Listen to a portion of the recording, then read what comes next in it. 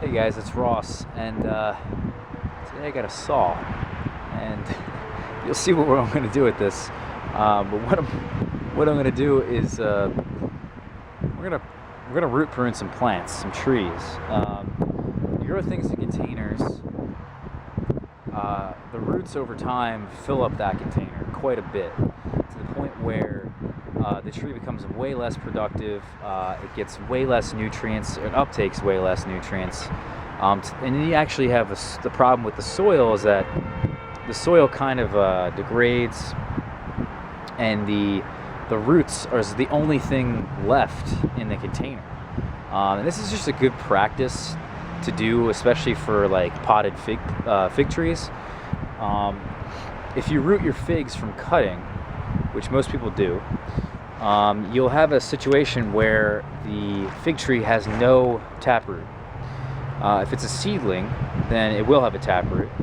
But things rooted from cutting don't have a taproot, which is really nice for growing them this is why they're really nice for growing them in containers, because on some species of trees, if you were to saw off or cut off the taproot or disturb the taproot, you could kill the tree. So you really have to be careful with these things. Don't be sawing off your arm, but also when you're root pruning things other than things that were rooted from cutting, do your research and be careful with the taproot. All right. So I want to show you guys how I'm going to root prune this thing real quick.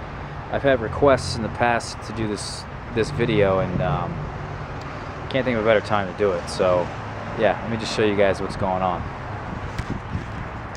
Anyway, so we got this tree here. It's going to go in this container here, and while it fits well in this container, I don't really like the quality of the soil, I guess. And what I want to do here, especially the top layer, this was never mulched. The mulch really helps preserve and really make the roots healthy on the top layer of the soil, as well as preserving the soil and really doing many things for the soil. I highly recommend, even if you're growing in a container, always mulch your plants. But I really don't like this top layer of soil, so what I'm going to end up doing is cutting off some of this on the bottom here, some of these roots on the bottom, and then that way when I put this tree in this container, there's a lot of soil I can then add to the top here. This is also kind of a trick with figs, is that you can plant them as deep as you want with absolutely no problems.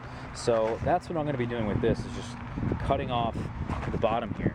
And I'm using a saw. You can use a number of different things. You can use pruning shears. You can use anything that's going to cut these roots. This is kind of what people do for bonsai. Bonsai trees are in containers for hundreds of years in some situations. How do they keep that balance from the top to the bottom? That's kind of the key of what we're going to be doing right now. It also really helps if the tree is dormant. If the tree is actively growing, it's very warm out, which it's not. The tree is dormant right now. That's the time to do it. Don't do this in the crazy heat. Really make sure your tree is dormant.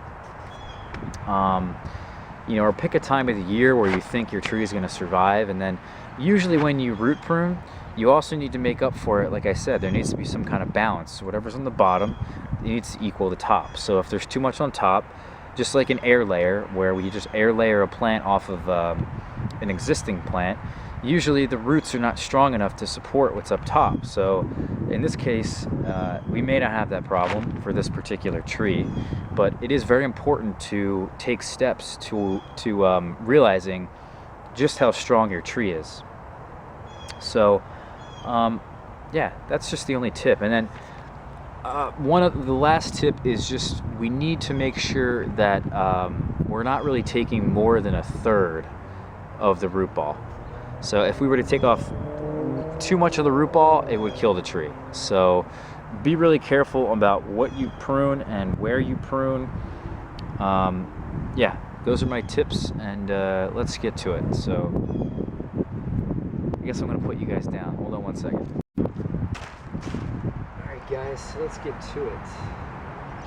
Like I said, with this particular tree, I'm not going to take off anything on the sides. You could, but I'm just going to take off this lots at the bottom roots, and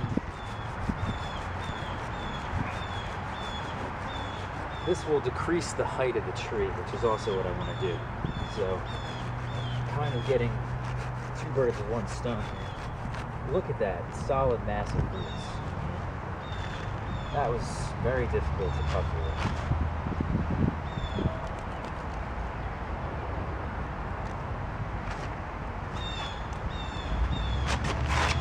And